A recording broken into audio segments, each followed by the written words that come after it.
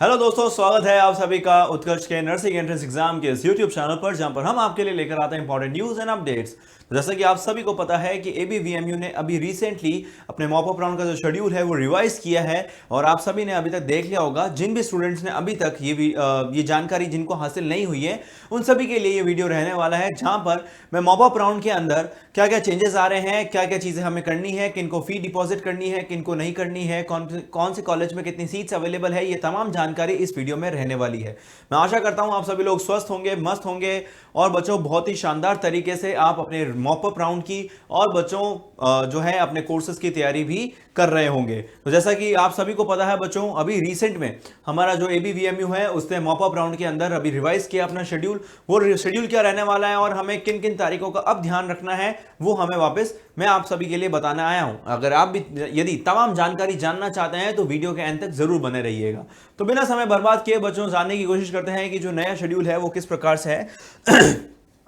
तो सबसे पहले दोस्तों, जैसा कि आप देख सकते हैं कि हमारे पास रिवाइज शेड्यूल है एबीवीएमयू का, है ना, जिसके अंदर ये mop up round of counselling and admission process for BSc nursing, post basic and nursing and MSc nursing, जितने भी कोर्सेज हैं उनके लिए उन्होंने वापस एक नया शेड्यूल जारी किया है, जिसके अंदर इन्होंने बोला है कि रेजिग्नेशन, जैसे कि आप कुछ स्टूडेंट्स ऐसे हैं जिन्होंने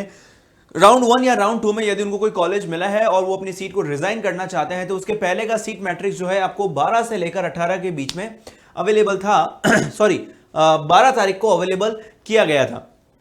12 तारीख को सीट मैट्रिक्स देखने के बाद आपका जो रेजिग्नेशन है ना, राउंड 1 और राउंड 2 से जो ऑनलाइन आपको यदि मान लीजिए राउंड 1 या राउंड 2 में यदि कोई कॉलेज मिला है, चाहे वो गवर्नमेंट हो, प्राइवेट हो, कोई भी कॉलेज हो, आपको उसको रिजाइन करना था तो 12 से लेकर 14 तारीख तक आपका ये शेड्यूल चला था, जिसके अंदर बच्चों आपको अपनी सीट्स को रिजाइन करना था। अब सीट रिजाइन करने के बाद में सीधी सी बात है बच्चों, सीट्स कुछ कॉलेजेस के अंदर बड़ी होंगी, तो बड़ी हुई सीट जो है यानी कि जो नया सीट मैट्रिक्स है वो जानने के लिए बच्चों आपको 16 तारीख को नया जो अपडेटेड सीट मैट्रिक्स है वो अभी आपके सामने आ गया है।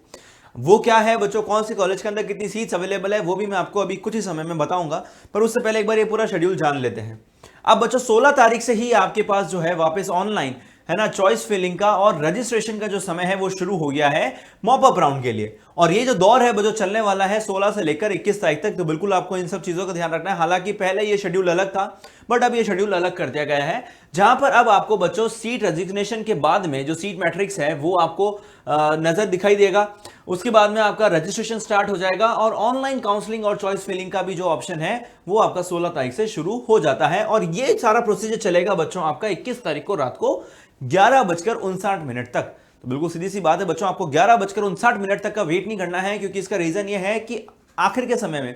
आखिर के दिन में बच्चों सर्वर पर लोड ज्यादा रहता है और उस वजह से कई बारी क्या होता है कि हमारी वेबसाइट क्रैश हो जाती है और कई बारी हम जो हमारा काम है वो समय पर कंप्लीट नहीं कर पाते। तो इसलिए बच्चों लास्ट डे तक का वेट मत कीजिएगा, हो सके तो 1 या 2 दिन पहले ही अपना ये सारा प्रोसीजर करके कंप्लीट कर दीजिएगा। उसके बाद में बच्चों 23 तारीख को जो सीट अनाउंसमेंट होगा या सीट एलोकेशन होगा उसका आपको रिजल्ट दिखाई देगा, वेबसाइट पर आपके रिजल्ट दिखाई देगा। उसके बाद यदि मान लीजिए आपके पास फिर से एक बार और जो ऑप्शन होगा जहां पर आपको अपनी सीट को एक्सेप्ट कर सकते हैं या फिर डिक्लाइन कर सकते हैं, और उसके बाद में बच्चों ये जो दौर चलेगा वो 23 तारीख से लेकर 30 तारीख तक का चलेगा। अब मान लीजिए यदि आपने अपनी सीट को एक्सेप्ट किया है, जो आपको नई कॉलेज मिली है, वो आपको रास आ गई है और आप उस कॉलेज में जाना चाहते हैं, या फिर अब आपके पास कोई और चॉइस नहीं है क्योंकि मॉप अप राउंड के पास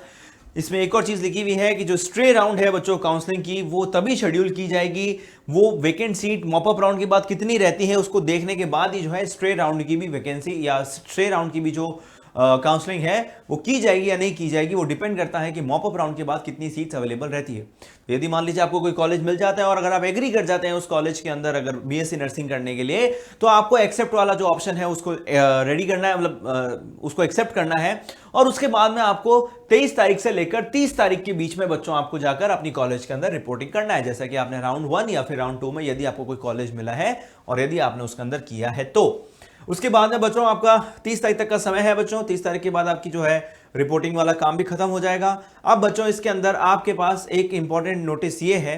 कि after admission during round 1 and round 2 in the college, if candidate does not resign from the seat up to 14/8/2024, his seat confirmation fee 40,000 and counseling fee will be forfeited। यानी कि जब आपने registration किया होगा तो आपने 5500 रुपए फी भरी होगी, उसमें से 500 रुपए तो नॉन रिफंडेबल थी और 5000 रुपए जो थी वो रिफंडेबल थी।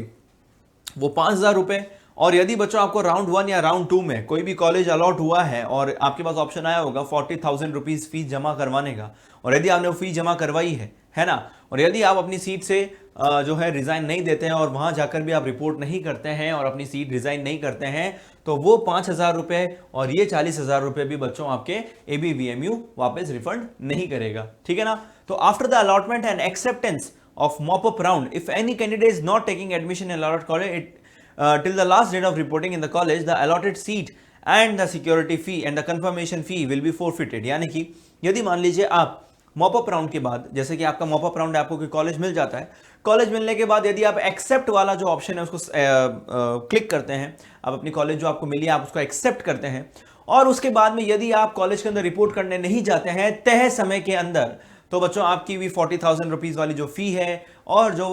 काउंसलिंग फी है 5,000 रुपीज, वो भी क्या हो जाएंगी बच्चों, फोरफीट हो जाएगी, यानी कि वो भी अब आपको रिफंड नहीं की जाएगी। तो यानी कि देखिए बोल्ड अक्षर में लिखा गया है, बिल्कुल इन जो इंस्ट्रक्शंस को है ना बहुत ही सावधानी से और गहराई से पढ़िएगा और इसको बिल्कुल संज्ञान में लीजिएगा, ठीक है ना। तो बच्चों ये हमारी एबीवीएमयू की वेबसाइट है, यहां से हमने हमारा ब्रोशर खोला है और यहां से हमारे पास ये पूरा सीट मैट्रिक्स है। सीट मैट्रिक्स दिखाने से पहले बच्चों हम ब्रोशर की ओर बढ़ेंगे। ब्रोशर के अंदर सबसे पहले हम ये देखना चाहते हैं बच्चों कि कौन कौन से स्टूडेंट्स एलिजिबल हैं मॉपअप राउंड के अंदर काउंसलिंग के लिए। तो जैसे कि मैं पहले ही बता चुका हूं, तो मैं ज्यादा समय नहीं लूंगा आप सभी का, जल्दी से जल्दी इसको जो है समझने की कोशिश करते हैं। तो बच्चों इस मॉपअप राउंड के अंदर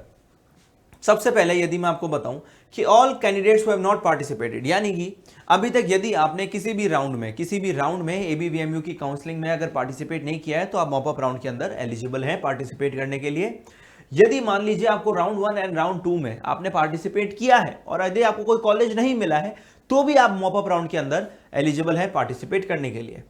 अब बच्चों स्पेशली ये एक और पॉइंट है, इनमें यह लिखा हुआ है कि all candidates who have completed admission process in round 1 and round 2 can also participate in mop-up round, but they have to resign from their allotted seat within the specified date and time before registration. After resignation, will not have he or she will not have any claim on the previously allotted seat. The allotted seat and the security fee 5,000 rupees will be forfeited। यानी कि मान लीजिए मैंने same वही वाली बात हो गई बच्चों, यदि आपको राउंड 1 या राउंड 2 में कोई भी कॉलेज अलॉट हुआ है तो आपको पहले वो कॉलेज को विधि पूर्वक आपको रिजाइन करना पड़ेगा, तय तिथि के बीच में आपको करना पड़ेगा, उसके बाद ही आप मॉपअप राउंड के अंदर एलिजिबल हो पाएंगे। यदि आप ये नहीं करते हैं तो बच्चों आपकी कॉलेज की फी और 5,000 रुपीज जो है दोनों ही फोरफीट कर लिए जाएंगे, ठीक है बच्चों। The following candidate will not be eligible for participate. देखिए all candidates who have participated and allotted seat have not resign. देखिए भाई यदि मान लीजिए आपको राउंड 1 एंड राउंड 2 में कोई कॉलेज मिला है, ठीक है ना, और यदि आप उसको समय के साथ में, यदि अभी तक आपने उसको रिजाइन नहीं किया है तो फिर आप वापस रजिस्ट्रेशन नहीं करवा सकते मॉपअप राउंड के लिए, ठीक है ना। अब रजिस्ट्रेशन प्रोसेस बच्चों मैं पुरानी वीडियो में बता ही चुका हूं आप सभी को, उसमें कोई ज्यादा दिक्कत वाली बात नहीं है, ठीक है ना। उसके बाद में जो आपके प्रॉपर रजिस्ट्रेशन का प्रोसीजर होता है वो आपको फॉलो करना है। उसके बाद बच्चों इस बार सबसे बड़ी गड़बड़ी ये है एबीवीएमयू के अंदर, क्योंकि ऐसा बताया जा रहा है कि जिन स्टूडेंट्स ने अपनी सीट्स को डिक्लाइन कर दिया था राउंड 1 एंड राउंड 2 के अंदर, और जो स्टूडेंट्स जो है बच्चों रिजाइन कर रहे हैं अभी भी, जो राउंड 1 और राउंड 2 के अंदर जो रिजाइन कर रहे हैं अपनी सीट्स को, उनको भी 5,000 रुपीज एक्स्ट्रा पे करने पड़ रहे हैं। अब यानी कि जो स्टूडेंट्स हैं जिन्होंने अभी तक, जिसको कोई सीट मिली है और उसने सीट ली भी नहीं है, उसने डिक्लाइन कर दिया और उसके बाद भी यदि आपको 5,000 रुपीज देने पड़ रहे हैं, तो ऐसा सिस्टम तो भाई मैंने तो कहीं भी नहीं सुना है ना। तो ऐसा नहीं होना चाहिए, पर एबीवीएमयू की वेबसाइट है ना। अब एबीवीएमयू के अपने रूल्स हैं, गवर्नमेंट के अपने रूल्स हैं, है ना, उसके लिए हम ज़्यादा तो कुछ कर नहीं सकते। हाँ यदि आपको कोई भी आपत्ति है तो आपको हेल्पलाइन वाले जो भी आपकी ईमेल है, फ़ोन नंबर है, आप उस पर बात कर सकते हैं। तो उसके बेसिस पर यदि मान लीजिए अगर आपकी रिक्वेस्ट अगर वैलिड होती है तो उसके ऊपर भी एक्शन लिया जाएगा। पर सीधी सी बात है भाई, the candidates will have to deposit. इन्होंने इस पॉइंट में साफ साफ लिख दिया है अपने 7वें पॉइंट में कि आपको 500 रुपीज जो काउंसलिंग फी है वो तो करवानी पड़ेगी, वो नॉन रिफंडेबल है। साथ ही साथ में आपको 5,000 रुपीज जो है सिक्योरिटी फी वो भी आपको डिपॉजिट करवानी पड़ेगी, क्योंकि वो भी अब आपको जो है यदि आप रिजाइन कर रहे हैं, चाहे आप डिक्लाइन करें, चाहे कुछ भी करें, 5,000 रुपीज तो आपको अलग से देने ही पड़ेंगे। ऐसा क्यों मुझे नहीं पता, ठीक है भाई। The candidates who have participated in round 1 and round 2 are required to deposit 5,000 rupees except, इन्होंने सिर्फ एक ही पॉइंट लिखा है किनको नहीं करवानी है, सिर्फ किनको नहीं करवानी है 5,000 rupees deposit, candidates who have registered for round 1 and round 2 counselling and have not been allotted any seat. यानी कि मान लीजिए यदि आपको राउंड 1 एंड राउंड 2 में कोई भी सीट नहीं मिली है, ठीक है ना, और आपने रजिस्टर पहले ही कर रखा है, बस आप ही को ही 5,000 रुपीज डिपॉजिट नहीं करवाना है। पर उनका क्या, जिनको राउंड 1 में या राउंड 2 में कोई सीट मिली है, जिन्होंने पहले अपना रजिस्ट्रेशन करवाया है, उनको सीट मिली है, पर सीट मिलने के बाद यदि उन्होंने डिक्लाइन कर दी है या फिर अपनी सीट से रिजाइन कर दिया है,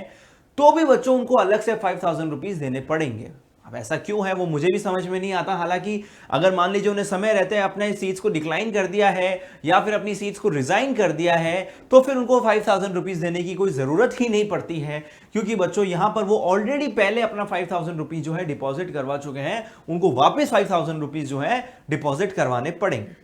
अब सीधी सी बात है बच्चों, यदि आप ये सारी फी वगैरह डिपॉजिट करवा देते हैं, उसके बाद आप अपनी चॉइस फिलिंग कर सकते हैं। चॉइस फिलिंग करने के बाद जैसे ही आपके पास सीट एलोकेशन का जो समय है, सीट एलोकेशन आपकी जब भी होगी बच्चों, यहां पर सीट एलोकेशन का हम देख लेते हैं कब दे रखा है हमें समय। सीट एलोकेशन का बच्चों आपको समय दे रखा है 23 तारीख को। 23 तारीख को बच्चों आपके पास